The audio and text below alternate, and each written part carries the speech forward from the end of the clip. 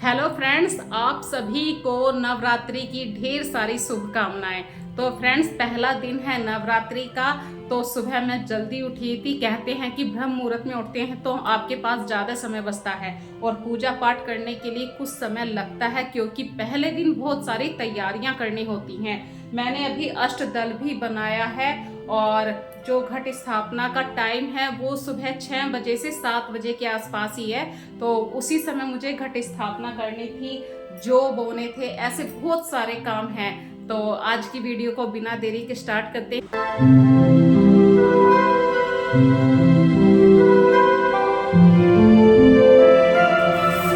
ये बात तो आप बहुत अच्छी तरीके से जान चुके हैं कि नवरात्रों के दिन हो या वैसे दिन हो, नॉर्मल दिन हो, आपको जल्दी उठना ही चाहिए। इससे आपको एक तो फालतू समय मिल जाता है। और ये देखिए, मेरे नेबर में जो रहते हैं वो भी जल्दी उठ चुके हैं। तो नवरात्रों का जो टाइम है फ्रेंड्स, वो ऑटोमेटिक हर व्यक्ति को उठने के लिए अपने आप ही मजबूर कर देता है कि जल्दी उठ जाओ।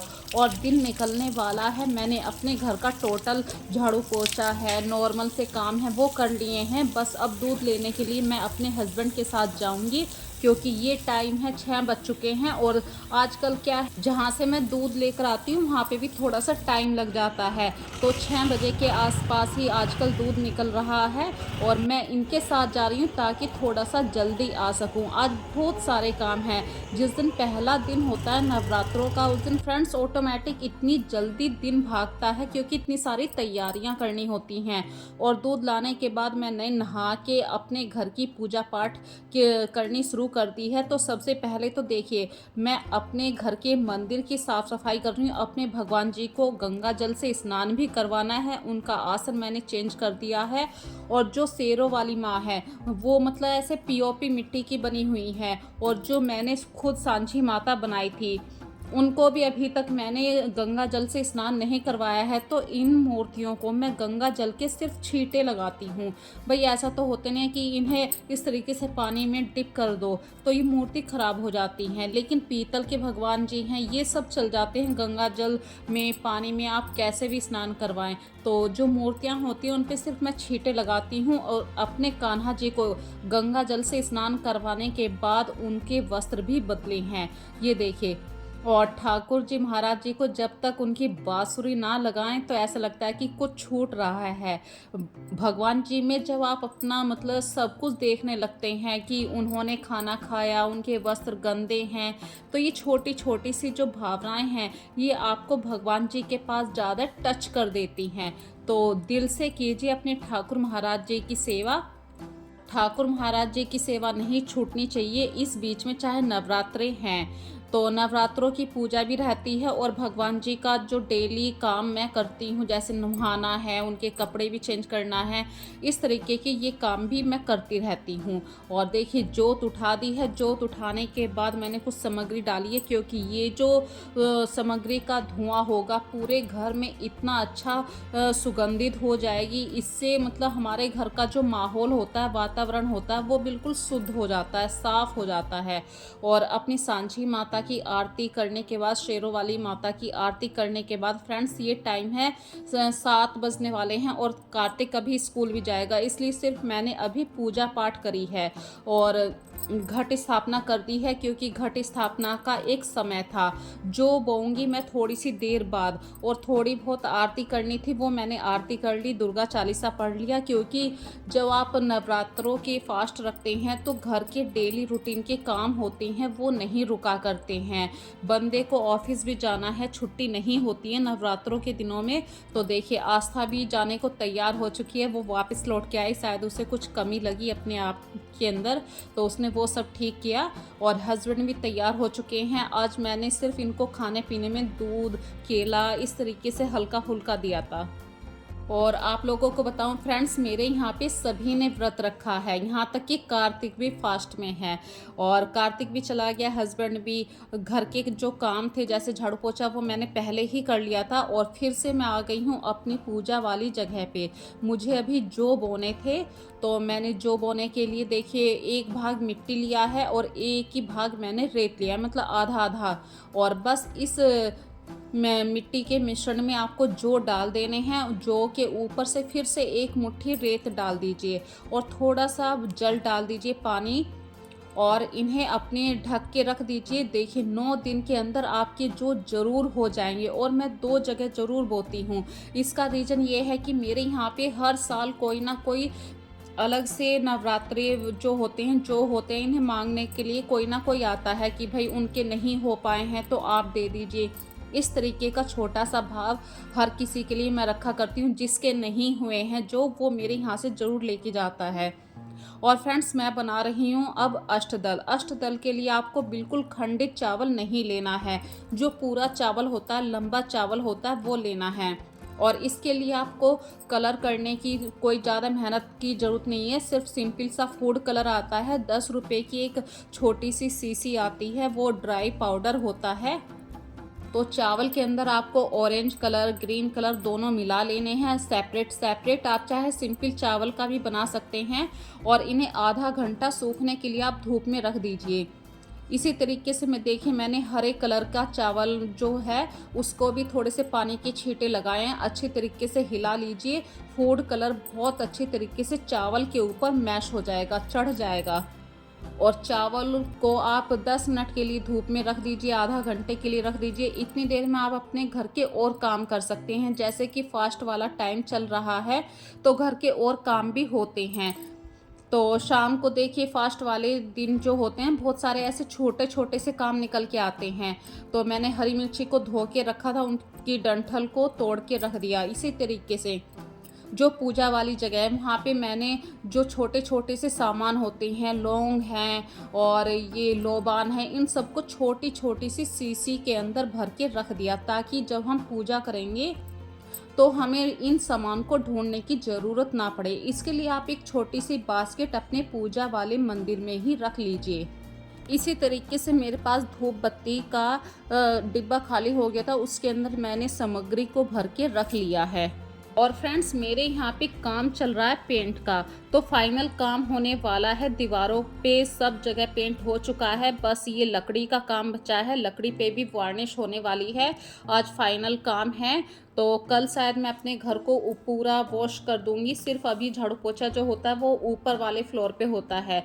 तो अभी मेरे पास काफ़ी टाइम है। और ये टाइम जो होता है ये अभिजीत मुहूर्त होता है। सुबह को जब आप पूजा करते हैं वो घट स्थापना का मुहूर्त होता है।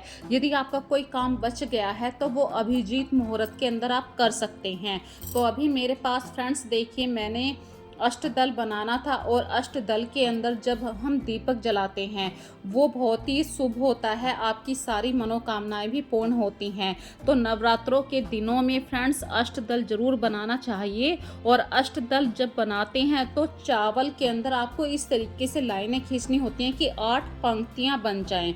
और बीचों बीच में आप सिंपल चावल रख सकते हैं, उसके ऊपर दीपक जलाएं। और इस समय जो आप अपने दिल में इच्छा रखते हैं वो ज़रूर पूरी होती है। तो हर नवरात्रि में जब भी आप अष्टदल की स्थापना करें, अपने दिल की इच्छा को जरूर पूर्ण होने के लिए भगवान से प्रार्थना कीजिए। और फ्रेंड्स, ये टाइम हो चुका है, शाम के 4 साढ़े 4 बजे का टाइम है। मैं तैयारी कर रही हूँ शाम के खाने की, क्योंकि सभी ने फास्ट रखा है और बच्चों से इतनी देर तक व्रत में नहीं रुका जाता है। तो जैसे ही बच्चे आ जाएंगे तुरंत उन्हें खाने के लिए कुछ देना भी है और माता रानी को भी भोग लगाना है। माता रानी भी सुबह से ऐसे ही व्रत में है। हमारे यहाँ पे क्या बोलते हैं फ्रेंड्स, मैंने आप लोगों को क्लिप में दिखाया था कि सांझी माता बनाई हुई है। सांझी माता को दिन में 3 बार खाना देना होता है। आपके घर में यदि कोई बच्चा है उसके लिए दूध बनाया तो आप दूध भी दे सकते हैं। आपने अपने व्रत के लिए कुछ बनाया वो भी दे सकते हैं, नॉर्मल खाना भी दे सकते हैं। तो सांझी माता की आपको खूब अच्छे तरीके से सेवा करनी होती है। और बातों बातों में भूल गई थी फ्रेंड्स, मैं देसी घी बना रही हूँ ज्योत के लिए, क्योंकि जब आपके घर में नवरात्रि का फास्ट रखा जाता है देसी घी की ज्योत उठाई जाती है। तो वो देसी घी मैं घर में ही तैयार कर रही हूँ। और मैं कुछ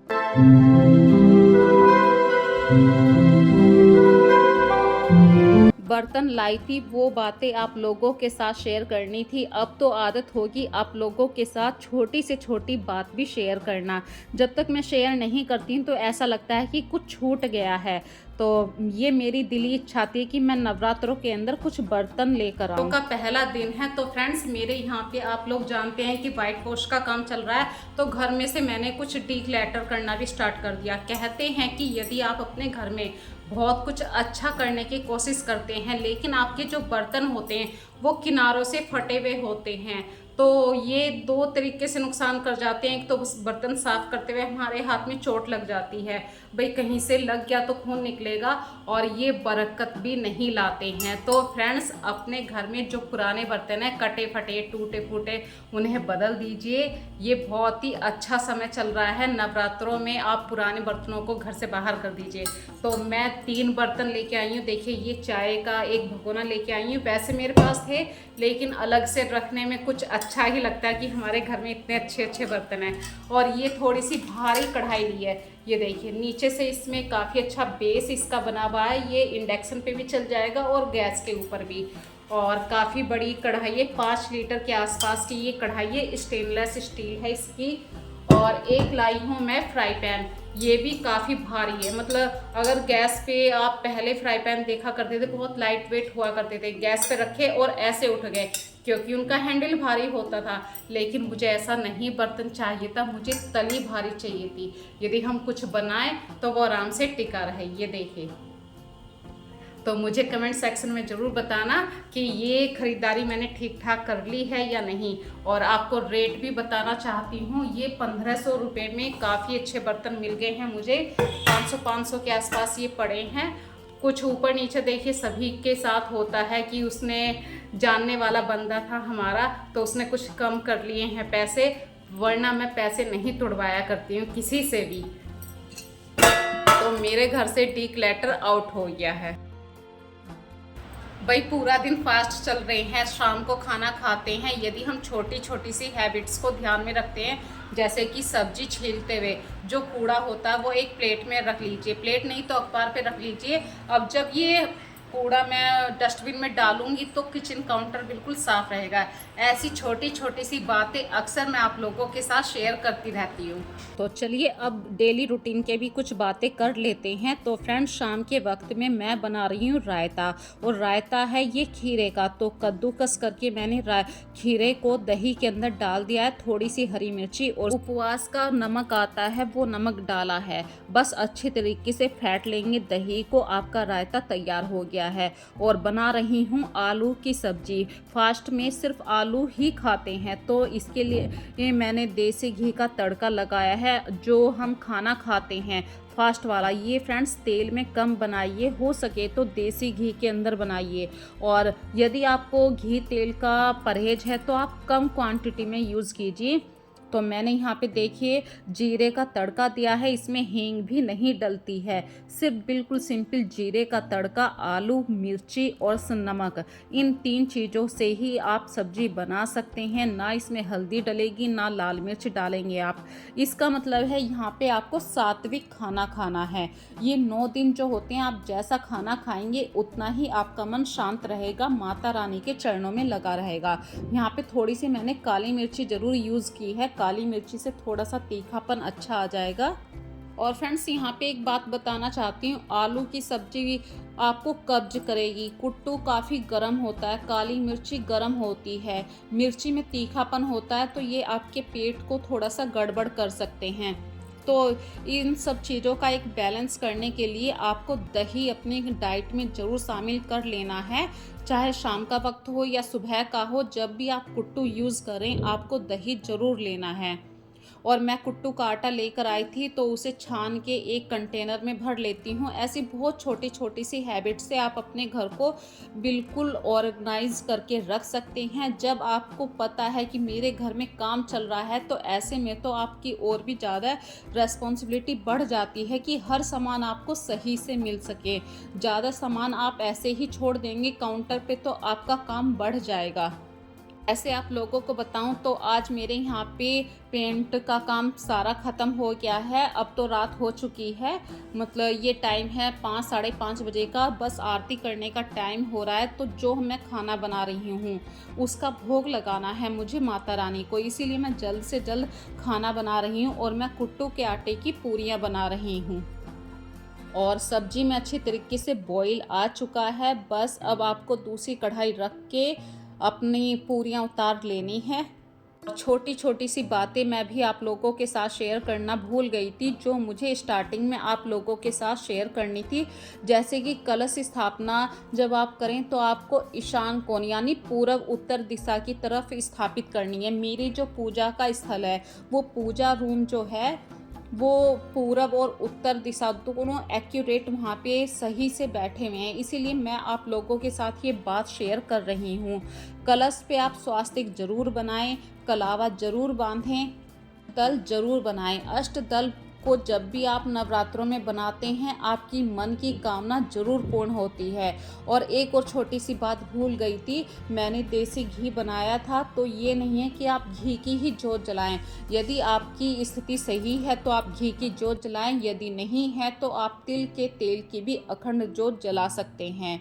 और फ्रेंड्स, बातों बातों में देखिए पूरियां मैंने उतार ली हैं। एक और यहाँ पे छोटी सी बात शेयर कर रही हूँ, जब आप पूरा दिन फास्ट रखते हैं तो एक आदमी के नाम का खाना, मतलब जो आप यदि 2 पूरी खा रहे हैं तो एक पूरी किसी को दान करने की कोशिश कीजिए, चाहे वो घर का कोई और भी मेंबर हो, बाहर वाला, आपके नेबर में भी कोई भी हो सकता है। तो फ्रेंड्स, बस आज की वीडियो में इतना ही। फिर मिलेंगे एक नई वीडियो में नए कॉन्सेप्ट में। तब तक के लिए अपना ध्यान रखिए। वीडियो अच्छी लगे तो इसे लाइक और शेयर